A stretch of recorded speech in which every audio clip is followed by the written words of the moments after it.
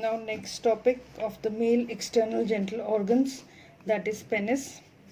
This is penis. This is the hip bone. This is pubis. This part is ischium. This is ischiopubic rami, obturator, foramen. This part is in between the two pubic bones. This is the pubic arch. So this is the penis. The penis is made. It is the male organ of copulation. It is made up of two parts. It has mainly two parts. One is the attached or the root portion and the body or the free portion. This is the attached portion. This is the attached portion. This is the root. This part is the root of the penis, and this hanging part is the free part of the penis. Now first of all, this root part of the penis, it is situated in the superficial perineal pouch. This is present in the perineal pouch below the pelvic diaphragm. The region is called the perineal region. So it is present in the superficial perineal pouch. It is composed of three masses of erectile tissue, namely the two crura and the one bulb. Here are the two crura, and in the center is the one bulb.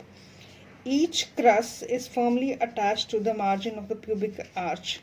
This is one crus, and on the other side is second crus. These are attached to the pubic arch, and they are covered by the ischiocavernosus. And the bulb in the center of the two crus, there is a structure that is called bulb. It is covered by the membrane that is called the bulbospongiosus, and its deep surface is pierced by the urethra. The deep surface of this is pierced by the urethra. As you know, in this pelvic cavity there is urinary organ. Below the urinary organ, that is the bladder. Below the bladder is the prostate gland, and just below the prostate gland is the penis. So the urethra, it comes from the trigone area of the bladder, then opens into the prostate gland. It is named as prostatic urethra. Then it is continued into the penis as the penile urethra. So its deep surface, the deep surface of the penis, of the root of the penis, it is pierced by the urethra, which traverses its substance to reach the corpus spongiosum. This part of the urethra within the bulb shows a dilatation in its floor. That dilatation is called the intrabulbar fossa. At this part there is a dilatation. That dilatation is called the intrabulbar navicular fossa. Now this is the diagram. This photograph is taken from the below, from the perineal region. This on both the sides is levator ani. This is the anus. This part is anus. This is penis. This part is penis. See here, this is the root of penis. This is root of penis, and this is the free part of the penis. Root of the penis, it is composed of three parts. On the two sides there are the crus, and in the center this part is the bulb. These are the crus and this is the bulb. There is a covering on the crus. That covering is called ischiocavernosa. See here, this covering is called ischiocavernosa. This is on the crus, and this is the bulb part. This bulb part is covered by the covering that is called the bulbospongiosus. So urethra, when it comes from the prostate, then it goes into the deep surface of the penis and opens into the root of the penis. The part where the urethra opens, that dilatation in the floor of the pelvis is called the intrabulbar navicular fossa.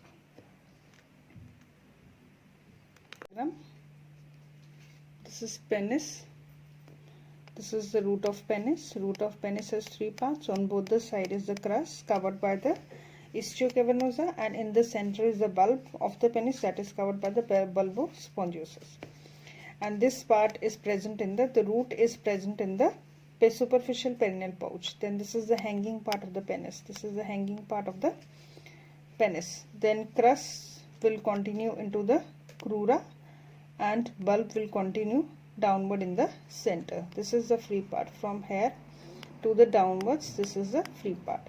And this dilatation, see here at the beginning the bulb is dilated where the urethra from the prostate opens into the bulb. This part is called the intrabulbar navicular fossa. Next, this is the diagram from your book. This is the root of penis that lies in the perineal pouch, and this is the body of the pubis that starts from the pubic arch and hangs downward. This root of the penis, it has two crusts on both the sides. There are two crusts which are covered by the istiocavernosa, a covering. Then this is the bulb which is covered by the bulbospongiosus, and this, in the bulb there is opening of the urethra. The urethra, it begins from the trigone area, then it passes through prostate, then just behind the prostate is the root of the penis. It passes to the root of the penis, and that part is called the prostatic urethra, and it goes from this root of the penis to the body of the penis and ultimately opens into the penis. Next is the part at which the urethra opens into the penis. That part is called the intrabulbar navicular fossa. Next portion is the free portion of penis. This is the free portion of penis. It is completely covered by the skin. It is continuous with the root. This is continuous with the root. It is continuous with the root. It is also composed of 3 elongated masses of erectile tissue, same as that of the root, because this is the continuity of the root. But this is present in the perineal pouch, and this starts from the pubic arch. So it also consists of the 3 erectile tissues. The erectile tissues, during erection of the penis, these masses become engorged with blood, leading to considerable enlargement. And these masses are the right and left corpora cavernosa. These are the right and left corpora cavernosa, and in the center is the corpora spongiosum. So this body part, which is the free part, which begins from the pubic arch, it is composed of 3 erectile tissues on both the sides of the corpora cavernosa, and in the center is the corpora spongiosum. The penis has a vertical surface that faces backward and downward, and a dorsal surface that faces upwards and inwards. Then the 2 corpora cavernosa, these are the 2 corpora cavernosa on the sides. They are the forward continuations of the crura. These are the crura. The root of the crura, it continues as the corpora cavernosa. They are in close opposition with each other throughout their length, and the corpora cavernosa do not reach the end of the penis. So these corpora cavernosa, it finishes at this level. It does not reaches this tip of the penis, and each of them terminates under cover of the glans penis. This projection is called the glans penis. Here there is ending of the corpora cavernosa. They do not end up to the tip. They are surrounded by the strong fibrous envelope that covering is called the tunica albuginea, and the tunica albuginea has superficial longitudinal fibers enclosing both the corpora and deep circular fibers that enclose each corpus separately and also form a median septum. Then is the corpora spongiosum. This center part is called the corpora spongiosum. This corpora spongiosum, it is the continuation of the bulb. This is the bulb. This bulb, it continues down as the corpora spongiosum, and its terminal part is expanded. See here, this terminal part of the corpora spongiosum is expanded to form a conical structure, to form a cone-like structure. That cone-like structure is called the glans penis. Throughout the whole length, it is traversed by the urethra. The urethra passes from this bulb of the penis. It starts from the root, then it passes from the body and reaches up to the tip. Throughout its whole length, it is traversed by the urethra. Like the corpora, it is surrounded by the fibrous sheath. The base of the glans penis has a projecting margin, the corona, which overhangs an oblique grooved constriction known as the neck of the penis. This is the neck of the penis. Within the glans, the urethra shows a dilatation. That dilatation is called the navicular fossa. Above was the interbulbar navicular fossa, and below also there is a dilatation that is called this glans penis is dilated. This cone-like structure is dilated to form a dilatation that is called the navicular fossa. So at the neck of the penis, within the glans, the urethra shows a dilatation. Again, the urethra is dilated to form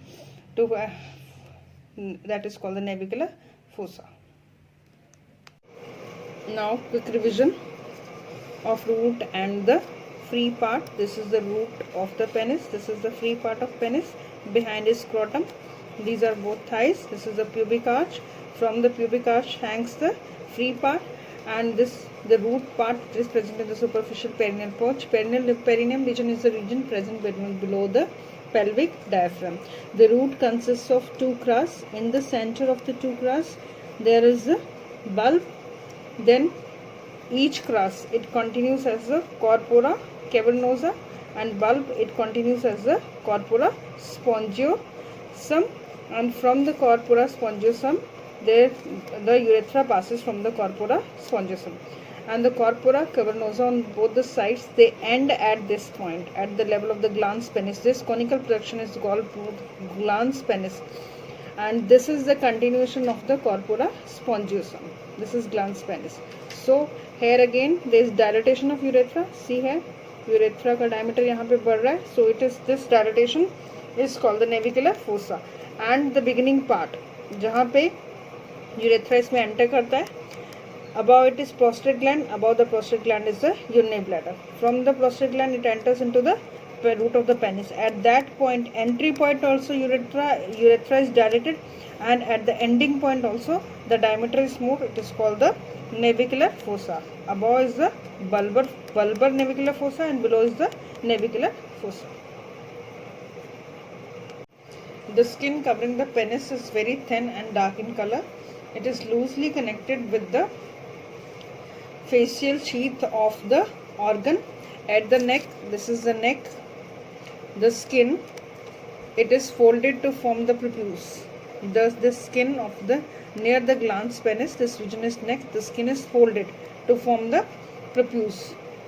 This is forming the prepuce or the foreskin, which covers the gland to a various extent and can be retracted backward to a varying extent. And on the undersurface of the glans there is a median. This is the undersurface, this is the lower part, this is the deep part of the glans penis. On the undersurface of the glans penis there is a median fold of the skin. This median fold of the skin is called this is called frenulum, and this fold of the skin is called the prepuce. It is for the retraction of the penis, and there is a space, the potential space between the glans and the prepuce. The glans penis is the internal part, prepuce is the outer skin. So there is a space between the glans penis and the prepuce, and that space is called the prepucial sac. And on the corona glandis and on the neck of the penis there are numerous small prepucial or sebaceous glands, and inside this region, this glandular part, that is the glans penis, it consists of number of the glands which are called the sebaceous glands, which secrete a material. That material is called the smegma, which collects in the prepucial sac. So between the glans penis and the prepuce, that is the loose skin around the neck, in that region is called the prepucial sac. There are a number of glands which secrete the smegma. Next is the below the skin is the superficial fascia. The superficial fascia of the penis, it consists of very loosely arranged areolar tissue that is completely devoid of the fat. So below the skin there is a superficial fascia in which there is no fat. Otherwise, wherever in the body there is a superficial fascia, it consists of fat, but superficial fascia of the penis, it is devoid of fat, and it may contain a few muscle fibers. It is continuous with the membranous layer of the superficial fascia of the abdomen. So fascia of the penis is, superficial fascia of the penis is continuous above with the superficial fascia of the abdomen and of the perineum below. It is above, it is continuous with the abdomen, and below it is continuous with the perineum, and it contains superficial dorsal veins of penis. Then below the superficial fascia is the deep layer of the superficial fascia, that is membranous. Superficial fascia has two layers. One layer is without fat and another layer is the membranous layer of the fascia, that is called the fascia of penis or deep fascia of the penis or the buccal fascia. So buccal fascia is the deep fascia of the penis. It is named by a particular name, that is the buccal fascia. It surrounds all the three masses of the erectile tissue but does not extend into the glans. So it is that fascia internally, it is covering whole of the penis except the glans. It is not covering the glans penis, and Deep to it, there are the deep dorsal veins, deep dorsal arteries, then dorsal nerves, and proximally it is continuous with the dartus muscle and with the fascia of the urogenital triangle. Then the supports of the body of the penis. This is the body of the penis. The supports of the body of the penis are the following. It is supported by the fundiform ligament which extend downward from the linea alba and split to enclose the penis. It lies superficial to the suspensory ligament. So fundiform ligament is a ligament which it extends from the linea alba. Linea alba is a faint line in the center of the abdomen. From there it extends downward and it is covering the penis and it is supporting the penis. And the suspensory ligament lies deep to the fundiform ligament. It extends from the pubic symphysis. So that extends from the pubic symphysis and blends with the fascia on each side of the penis. So these are the suspensory ligament and fundiform ligament. They are the supports for the penis. Now this diagram again showing the relations of bladder, prostate and the penis. This is the bladder. It is present in the true pelvis, just behind the pubic symphysis. Then there is prostate gland. It is present just below the pubic symphysis at the level of the pubic arch. See there, this is pubic arch, and from the pubic arch this is the free portion of the penis. This is the free portion of the penis, and the attached portion, it is lying above in the perineal pouch. See, this is urethra starting from the trigone area, then passing the prostate gland. Then it enters into the center part, that is the corpora spongiosum of the penis. Then this is the glans penis and reaches into the glans penis and dilated here to form the navicular fossa.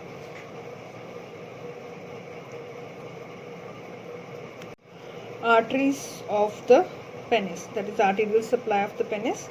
It is supplied by two main arteries. The internal pudendal artery, it gives off three branches which supply the penis. Three branches of the internal pudendal artery are the deep artery of the penis that runs in the corpus cavernosa. Then there is the dorsal artery of penis which runs on the dorsum. It supplies the glans penis and the distal part of the corpus spongiosum. Then is the third artery, the artery of the bulb of the penis. It supplies the bulb of the penis and the proximal half of the corpus spongiosum. Next, second artery is the femoral artery. Femoral artery gives off the superficial external pudendal artery which supplies the skin and the fascia of the penis. Next are the veins of the penis. The dorsal veins, superficial, deep veins are unpaired. Superficial dorsal veins drain the prepuce and the penile skin.